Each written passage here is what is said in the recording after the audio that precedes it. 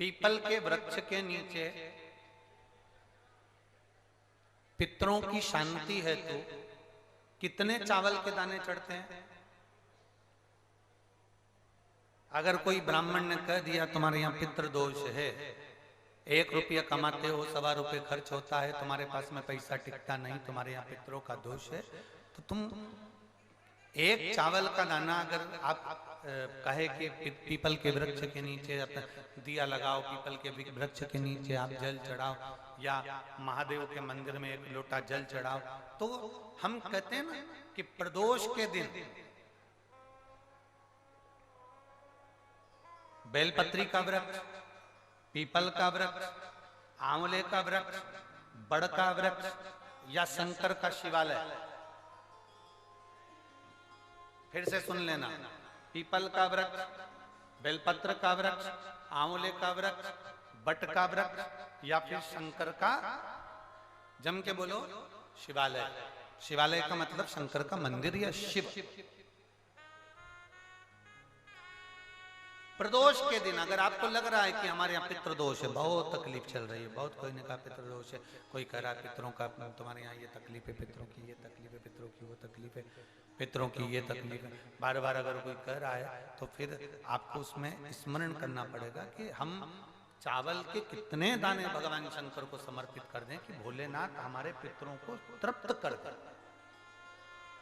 हम तृप्त नहीं करेंगे, हमारी सामर्थ्यता नहीं है कि हम पितरों को तृप्त कर सकते। आप में से कोई है जो पितरों को तृप्त कर सकता है? संसार में कोई नहीं जन्मा जो अपने पितरों को, अपने पूर्वजों को तृप्त कर दे। गया जी का पिंडदान कर लो, तर्पण कर लो, तिलांजलि दे दो, घर में ब्राह्मण भोज करा दो, साधु भोज करा दो, संत भोज करा दो, तुम दुनिया भर का सारा 50 काम कर लो, उसके बाद भी तुम पत्री का किसी को दिखाओगे तो वो भी कह देगा तुम्हारे यहाँ, फिर वापिस कहेगा कि पितृ दोष है। अब तुमने अभी इतना अनुष्ठान करा, इतना पिंडदान करा, इतना तर्पण करा, इतनी तिलांजलि करी, इतना इतना सब कुछ करा, इसके बाद वापिस पितृदोष आ गया, फिर वापिस पितृदोष। क्यों? दुनिया में ऐसा कोई नहीं जन्मा जो अपने पितरों को तृप्त कर। आप अपने घर के लोगों को तृप्त नहीं करते, जो जिंदा हैं वो उनको बोलो री भाई, जीजियो सही है कि गलत है? जो जिंदा हैं, माँ बाप अपने बेटे के लिए कितना भी कर ले, कितना भी, आखिरी में एक दिन बेटा कह देता तुमने हमारे लिए क्या करा।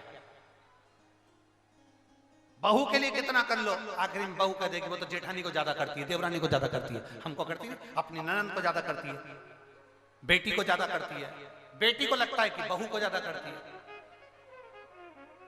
दामाद को लगता है बेटी को ज्यादा करती है, नाती पंती सबको कितना भी कर लो तुम, अपने अड़ोसी पड़ोसी तुम्हारे रिश्तेदारों को तुम कितना भी दे लो, कितना भी कर लो, पर जब ये तृप्त नहीं हुए तो वो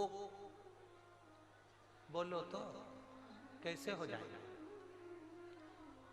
अपनी सामर्थ्यता है, अपनी सामर्थ्यता है कि अपन तृप्त कर ले उनको? अपनी कोई सामर्थ्यता नहीं है कि अपन पितरों को तृप्त कर ले, या अपनी सामर्थ्यता के अंतर्गत नहीं, ये अपनी सामर्थ्यता नहीं है कि हम अपने पूर्वजों को, अपने पितरों को तृप्त कर। तृप्त कौन करेगा?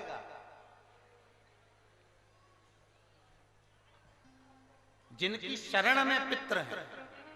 वास्तु के देवता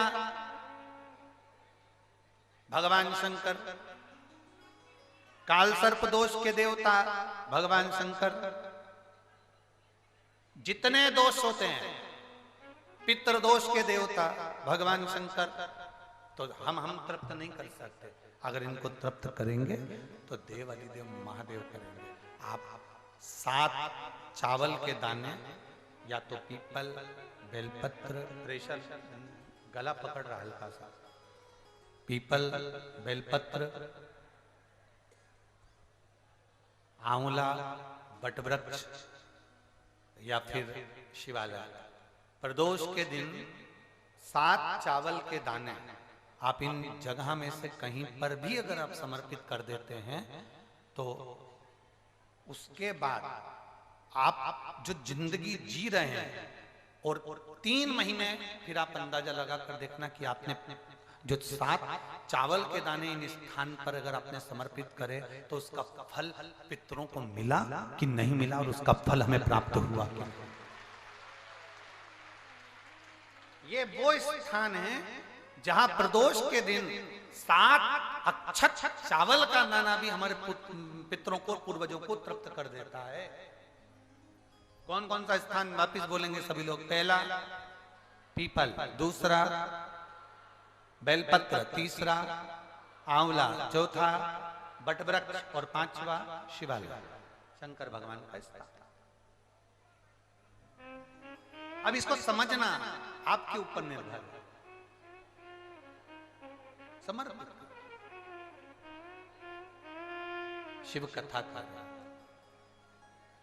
आपने सुना, सुनने के बाद आपने धारण किया तो उसका फल तुम्हें मिला। धारण करोगे तो फल मिलेगा। एक पत्र है, देखिए।